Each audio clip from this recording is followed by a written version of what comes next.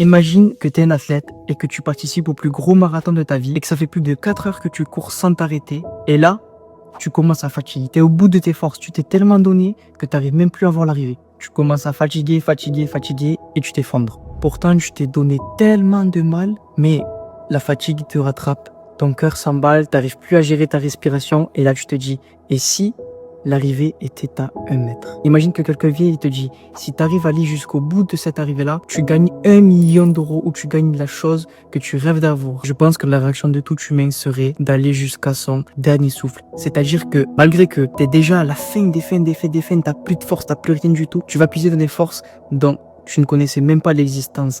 Tu vas te dépasser. Maintenant, ta vie.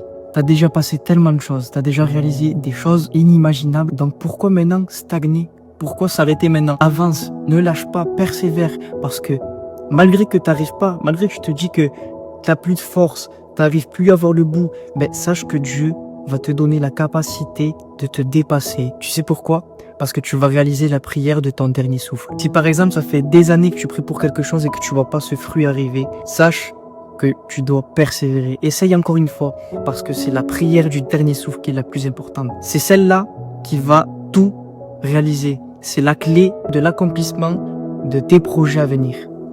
Persévère, continue, fais confiance en Dieu et Dieu te bénira.